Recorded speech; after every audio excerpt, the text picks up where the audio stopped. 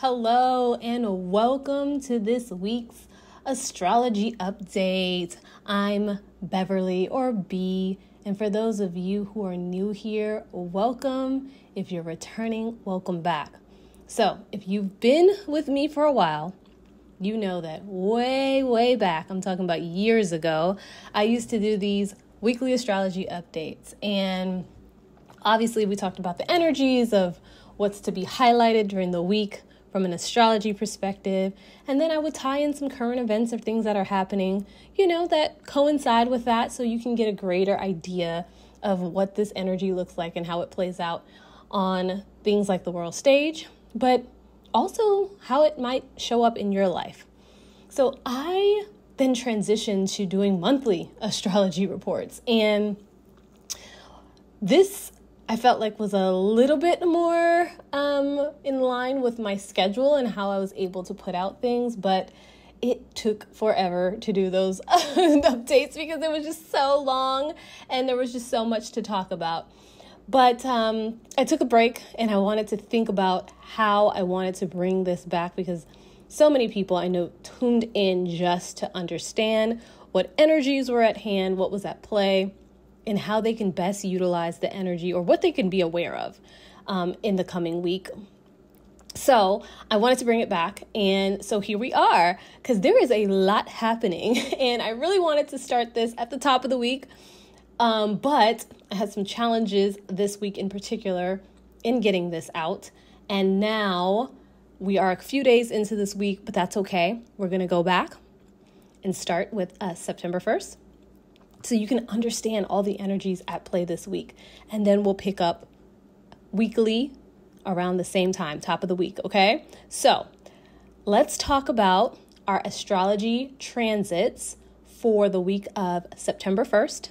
And we'll go all the way until September 7th, which is this coming Sunday.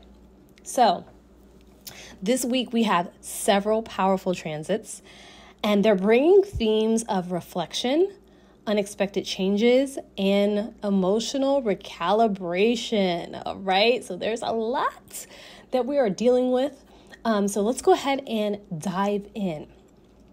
Like I said, we are really in the position this week of reassessing our values and revisiting old patterns, but also we are preparing for transformative changes, okay? We are in the middle of Virgo season, and Virgo season is all about analyzing. And this week in particular, we have multiple planets in retrograde, okay? And key alignments that are just making it all come together so that we can slow down, really take a look inward, and make our conscious choices. Okay, so first we're going to start off with Sunday, September 1st, because we have to look back in order to look forward. And what happened on Sunday, September 1st, was that Pluto, which is in retrograde, has gone back into the sign of Capricorn, which it will be there until November 17th. Now, Pluto moving back into Capricorn is a big deal for a few reasons. Pluto is the slowest moving planet in our solar system, so it really takes a long time to move through each sign. It takes 240 years, or 248 years rather, to complete its entire transit around the sun. So with it being in Capricorn, which it was there since 2008, it really focused on our structures, the structures that we have in our government, in our businesses. It also focused on the structures that we have in our personal lives and asked us to really get clear on our long-term goals. And you see a transformation that happened in that process because Pluto is all about transformation. It's very, very big on transformative energy. Sometimes it's in the ways that we don't find pleasant, but are necessary because the one thing that is constant in this life is change. And so we have to learn how to transform and move through different changes. So this dance Pluto has been doing as it's been transitioning into Aquarius, but not fully, it's been dancing back and forth between Capricorn and Aquarius. Two totally different energies, both heavily Saturn influenced, but two different sides of the coin. That Capricorn energy is about that structure, that top down, that authoritative, get things in order, get things in line, long-term vision. And Aquarius is a little different, right? It's about structure, but in a different way. It's more about a horizontal approach, right?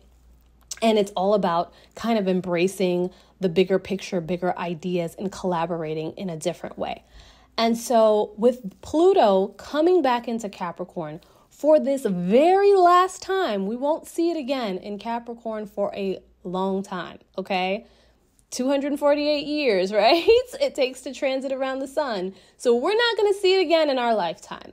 And when Pluto comes back into Capricorn, it's coming back into Capricorn around a very key time in the United States, which is our election year. It's our election year, our presidential election. And there is a lot of focus around our structure as the government, as our society, as just a lot of things here that we are asking ourselves as citizens and really trying to figure out, why are we upholding systems that aren't working? And if so, if these systems aren't working, what actually works? And what do we need to do to shift in that direction? So these are a lot of the conversations that are happening on many different facets and many different areas. But the presidential election and its focus on the running of the country, right, from a very, very high level approach is one of the perspectives that we can see. Now, with Pluto back in Capricorn, it'll be interesting to see what unfolds in these next 2 months. But what should we be focusing on, okay? It's in retrograde, number one, Pluto's in retrograde. And with it returning to Capricorn, we need to reflect personally on our long-term goals and structures in our own lives. So this is a key time to reassess your career path, your personal boundaries, what are your foundational beliefs, and also really confronting power dynamics and what needs transformation in all those areas. So that is the first thing that we'll talk about. Also on September 1st, on Sunday, Uranus, another outer moving planet that has been moving its way through Taurus and just really transforming a lot of our physical, material landscape. It's really been transforming that aspect. Also stationed retrograde on the same day. And Uranus is going to be in Taurus until next year. But it's particularly going to be retrograde until January 25th of next year. And Uranus retrograde in Taurus really has been transforming or uprooting our ideas of security. Again, our material world, so our material comforts, the things that we found safety and security in, and our money, right? It's been transforming, like I said, our physical material world. So everything from our earthly pleasures to our monetary pleasures to what we find security in from a very tangible level. So with it going into retrograde in Taurus, we can have some unexpected things popping up, not only in our own lives, but on the world stage, right? In terms of these key areas, when it comes to money, right? When it comes to security, when it comes to things like food, shelter, clothing, resources, it'll be very interesting to see how that plays out. So these are all things that we need to watch for.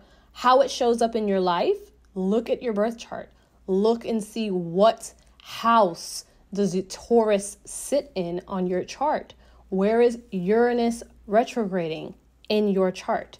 And that could give you some more key level insights into how it affects you personally. But expect some insights coming to you, those light bulb moments, and expect unexpected changes. Just expect the unexpected when it comes to Uranus.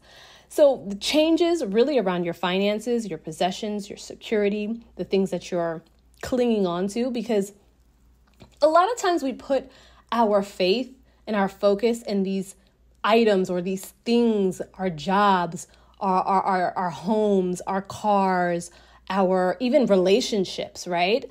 For a sense of security and safety. And those are all false senses of security.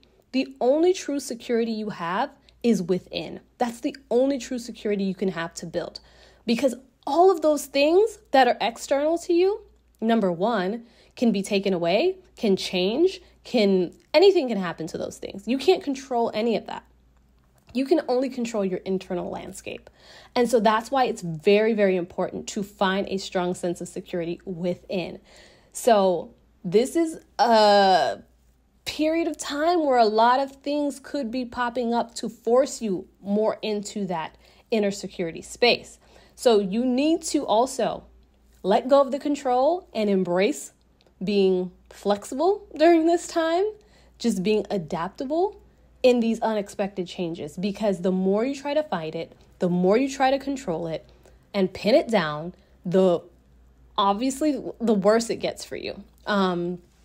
So just flow, be in reception, and just allow the changes to unfold and really work on cultivating your inner sense of security, safety, and stability.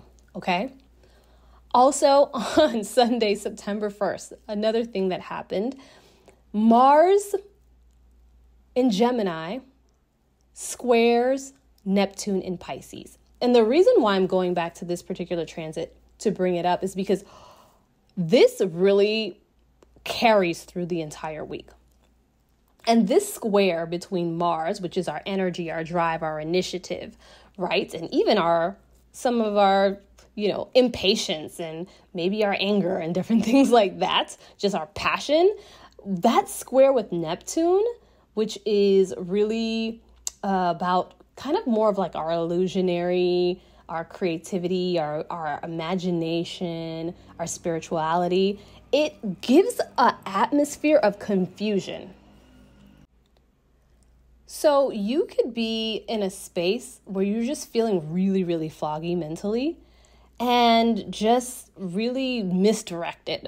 So it's really important to be mindful that this is the energy at play for the week and that you have to just kind of ground yourself in the best way that you know how. And that's through those small daily practices, because clarity is just going to be a thing that feels a bit elusive to you. So being more mindful to go into meditation, to ground, to do your breath work, to do your journaling, to do those little things before you make major decisions, before you're just even going about your day, right? It's going to be important to really anchor to those things. So be careful of acting on impulse or only having just a little bit of the information and then jumping to make a decision. Make sure you just really, take your time to ground yourself and get the clarity that you can during this transit. Now, moving on to Monday, September 2nd. There was a new moon in Virgo, all right? So this new moon energy is still available to you. So you don't feel like, oh my gosh, it was on Monday, I missed it. No, this new moon is still available to you, and it really doubles down on Virgo's energy, which is highlighting our health, our routines, and our service, okay? So this is a chance for you to set your intentions in these areas, to have a fresh start, to do the things that you want to do with your health routine, with your your work, your daily morning and afternoon routines, and the different little things that make you successful, and setting your systems and all the things that support you being the best version of yourself and operating in the best version of yourself. So I have a video up on Virgo goals and activities for this particular season. Check that out. There's a lot of good ideas in there, a lot of areas of focus that you can dive into. It is available both on my YouTube and the podcast if you're listening on the podcast. So go ahead and dive into that if you would like some direction, but definitely set some intentions here with this new moon in Virgo. So self-improvement, organization, wellness, all of these are areas where you can just get yourself a clean slate and get these everyday practical matters in order. All right, moving on to Wednesday, September 4th. Woo, we got the South Node conjunct Venus and Black Moon Lilith in Libra. And this is all happening at 7 degrees, and we know 7.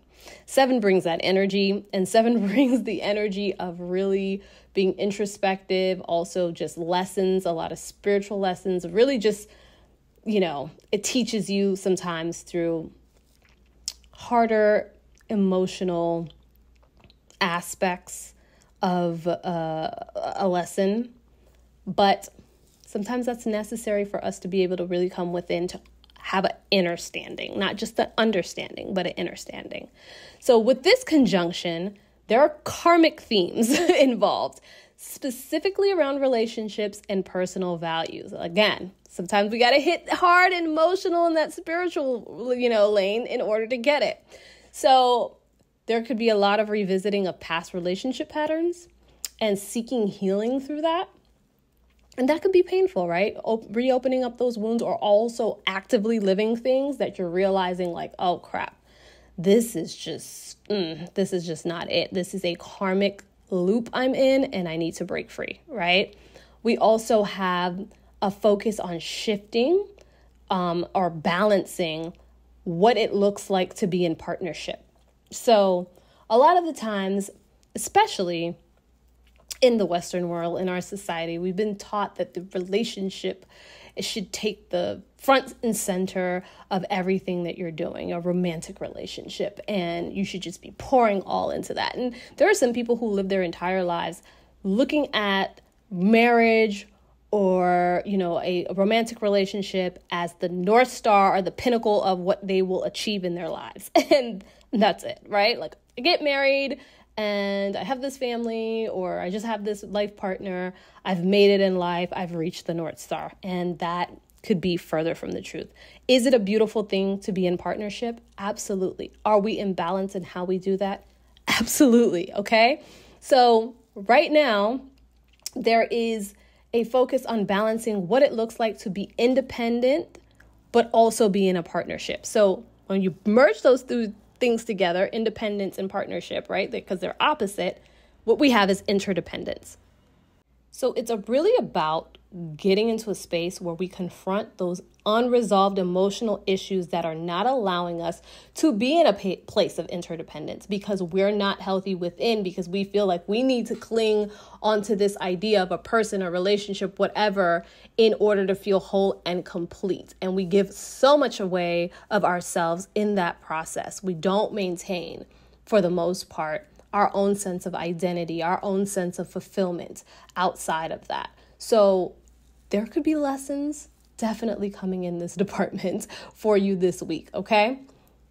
Also, on Wednesday, September 4th, you have Mars entering Cancer.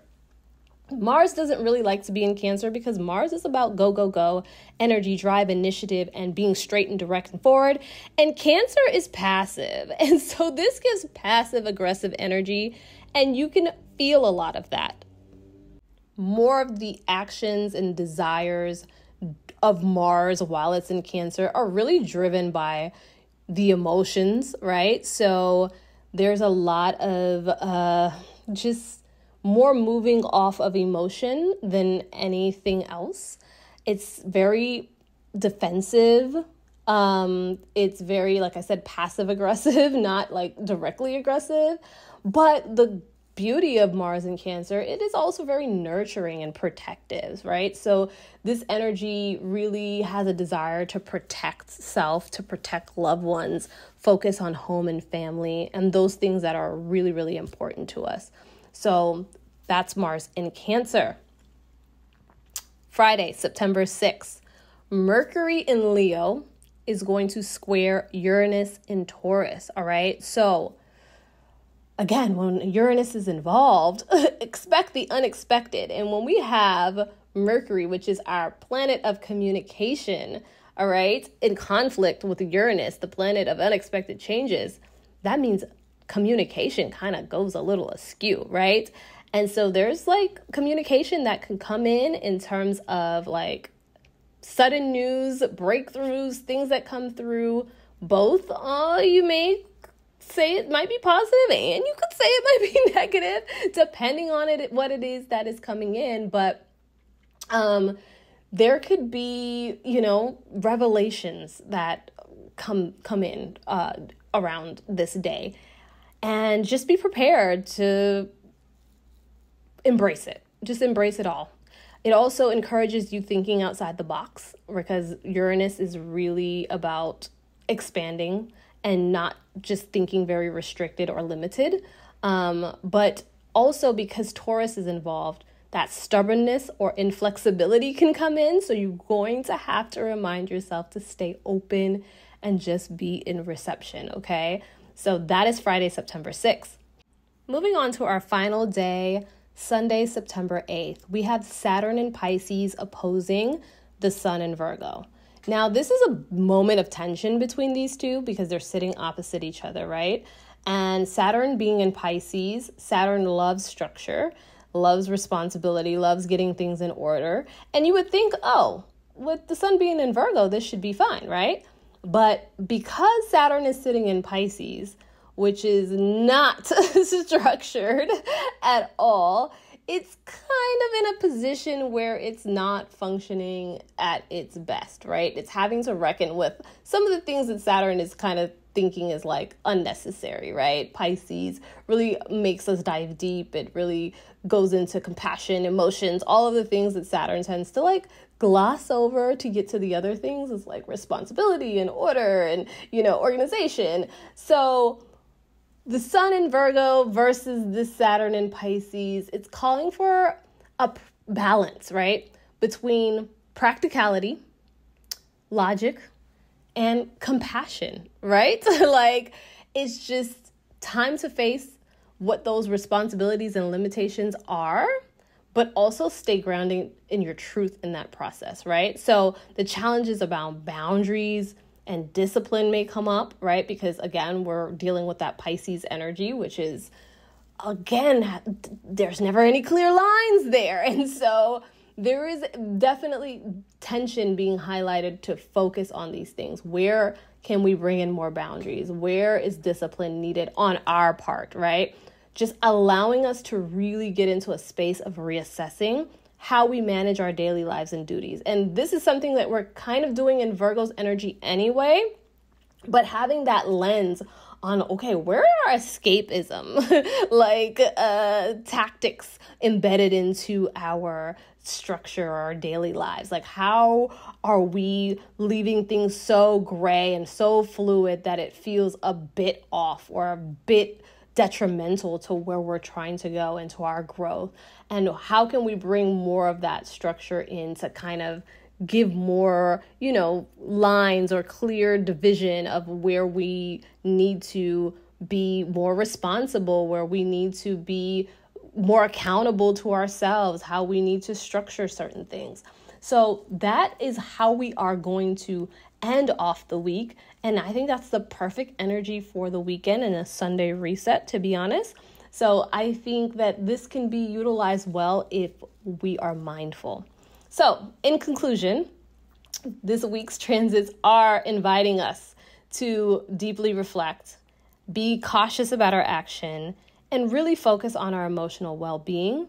And what I'm suggesting that you do in totality is to use the time for this week to just recalibrate, ground yourself, and really take deliberate steps towards the structures and the things, the goals, all the things that you want to make happen in your life.